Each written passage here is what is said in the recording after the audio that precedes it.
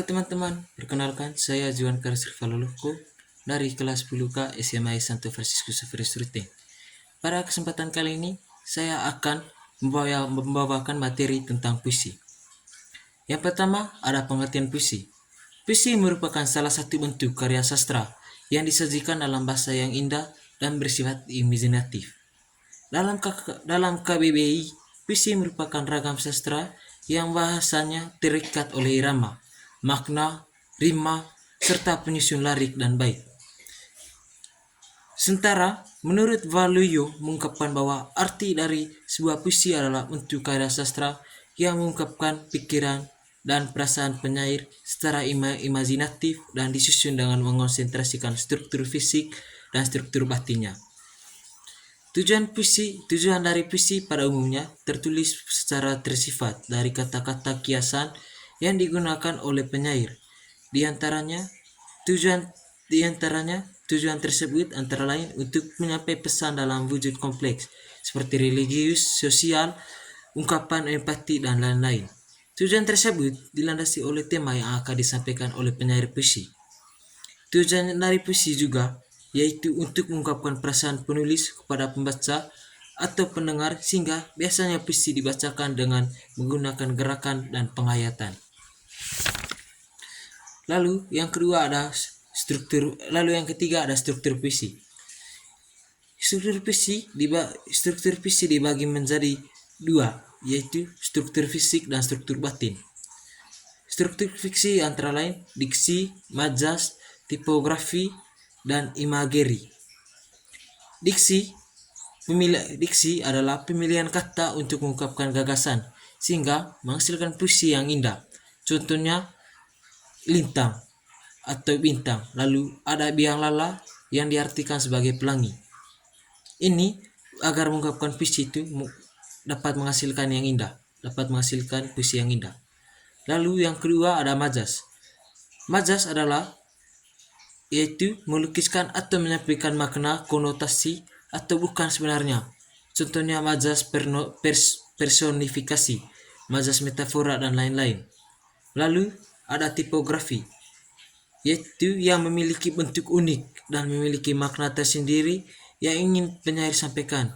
Biasanya disusun menyerupai bentuk seperti wajah, zigzag, dan lain-lain. Lalu yang terakhir ada imageri. Deskripsi visual dengan menggunakan panca indera saat menulis puisi. Contohnya pendengaran dan dalamku memerdu lagu. Lalu yang kedua adalah struktur batin. Struktur batin antara lain yaitu tema, lalu ada rasa, lalu ada nada. Tema adalah unsur penting yang membangun puisi. Dengan adanya tema, penyair dapat mengungkapkan dan mengembangkan perasaan mereka menjadi sebuah puisi. Lalu yang kedua ada rasa. Selain ada tema, ada juga rasa, sesuatu yang sedang dirasakan. Misalnya saat saya merasakan sedih, maka puisi yang ditulis berarti sedih. Contohnya, saya sedang sedih karena kedua orang tua saya meninggalkan saya, maka puisinya tentang kedua orang tua yang meninggalkan saya. Lalu ada contohnya puisi yang menyenangkan. Contohnya saya sedang bahagia. Misalnya saya sedang mendapatkan nilai baik di sekolah, maka puisi tersebut akan ditulis seperti yang dirasakan oleh si penyair. Lalu ada nada. Nada adalah cara untuk menyuarakan puisi seperti tinggi rendahnya bunyi. Nada terbagi menjadi 5 macam, yaitu melankolis, rendah, pelan, dan dalam, lalu romantik, rendah, garing tinggi, dan adanya perasaan senang. Lalu ada patriotik, tinggi dan lantang. Lalu ada sinis, rendah, pelan, dan sinis. Lalu ada protes, tinggi dan memperlihatkan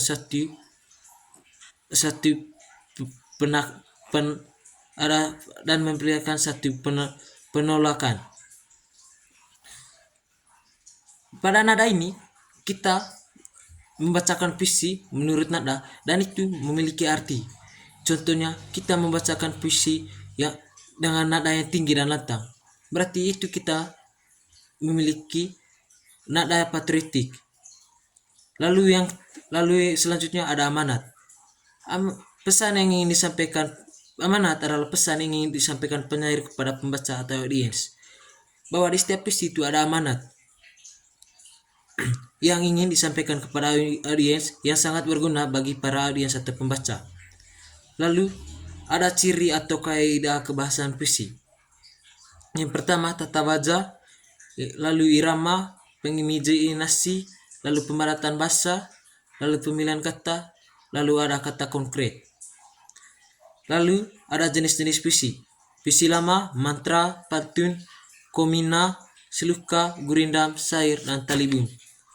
Lalu ada puisi baru, yaitu balada, hine, ode, epigram, romansa, elegi, dan satire. Langkah-langkah menulis puisi. Yang pertama, kita harus menentukan judul. Kita harus menentukan judul atau tema.